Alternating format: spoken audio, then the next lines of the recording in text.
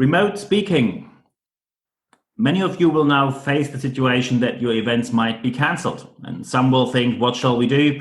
We normally have our annual meeting. We normally all come together. We get people in a certain mood. Maybe it's important for internal staff, the sales team, or for your clients. So what should you do and what options do we have? We today have Alan Stevens as our guest, who founded the Facebook group of remote speaking, which went without any budget from absolutely nothing to more than 1,000 members just within a couple of weeks. Hello and welcome, Alan Stevens. Thank you very much, Niels. Pleasure to be here.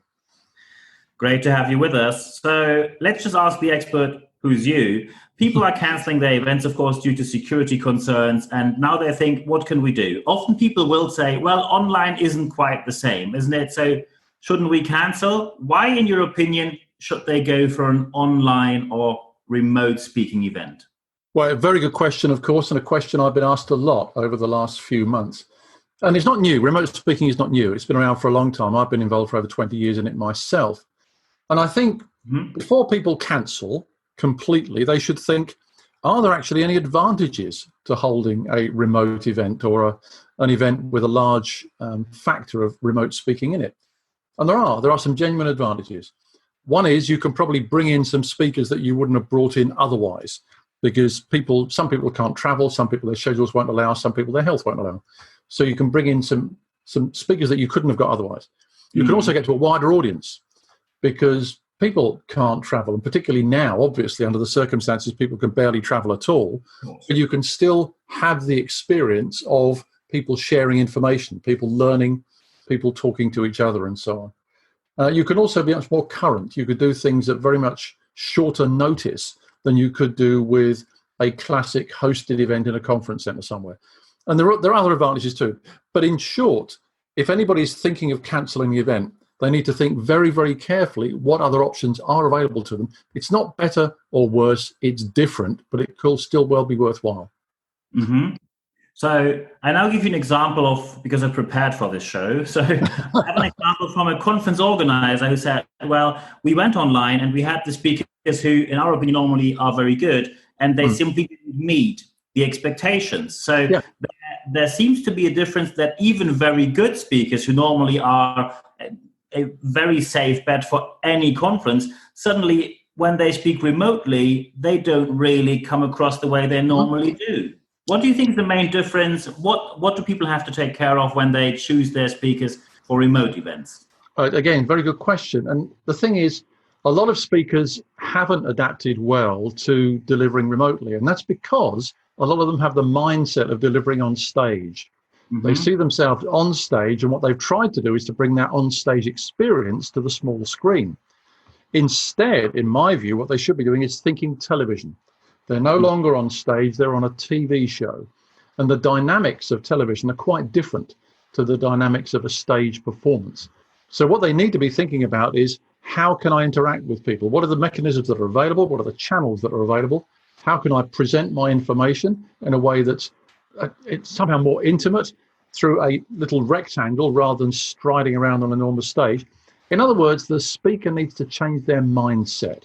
They need to think, I'm not on stage, I'm on television. How does that work for me? And most importantly, how does it work for the viewer who was the attendee sitting in a seat at an on-stage performance? So I think I do understand that, and I do understand how some speakers are finding difficulty, but if they think about it in a different way, they can adapt.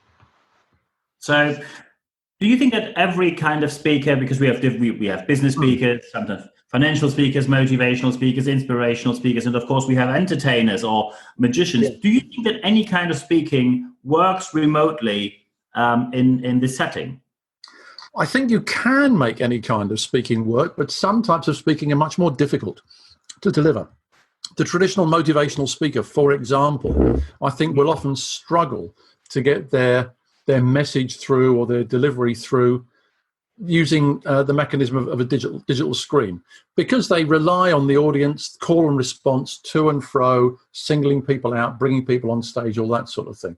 So that's more difficult. Certainly if you're talking about entertainers, magicians, jugglers, whatever, that's quite difficult. You can do comedy through a screen, but it does again also require a different mindset. I think the people who find it easiest are those people who have some really powerful content.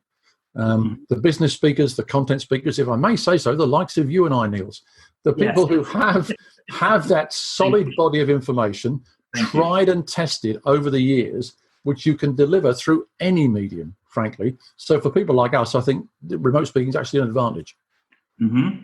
So, of course, one question which I received from conference organizers as well was, so when we now book speakers remotely, that's less fee, isn't it? So they must be cheaper. And this question appeared quite recently in numerous different groups, not only speakers asking, shall I be cheaper? Also conference organizers ask, isn't it cheaper when you just work from home or wherever you are? Well, bear in mind that if you're a remote speaker, you're now providing the venue. So rather than the organizer having to provide the venue, you're providing it, you're bearing the cost of that effectively and bearing the cost of the equipment by which you are being delivered. That all has an expense to it. In addition to that, what you're doing is creating an experience which is the same effectively in terms of what people learn. So the value that people receive from online or remote delivery is exactly the same sort of value that they receive from an in-house, in-person performance. But more than that, you can get to a larger audience. So if you're delivering remotely, excuse me, you don't know how many people are watching. It could be 1,000, it could be 10,000. Frankly, I think you should be paid more for speaking remotely because you're delivering an excellent service potentially to a much larger body of people. Of course, when we now say we are switching from live events to remote events, especially the people I talk to from a corporate environment, they fear the risk that something might go wrong. And they say, if something goes wrong, I will be accountable for this. So they tend to think, what can I do right? What can I do wrong? They simply, because they haven't done that before, have no idea where to start. What, in your opinion, is a good starting point? How do you organize these events properly? How do you set up a proper remote speaking event? Okay, well, obviously, as I've used my analogy of a TV show again, that a lot of it is about structure and timing. You've got to be very, very precise with timing. You need a producer, an event manager, somebody who has control of all of that. Therefore, you need to have a back channel. You need to have a means of communication with everyone who's involved. It's like having the talk back in your ear when you're on television, for example, so you can hear the gallery, you can hear the producer. That is an essential part of a remote event. In addition, to overcome any technical problems, every speaker, every presenter should video their performance in advance and send it to the event organizer.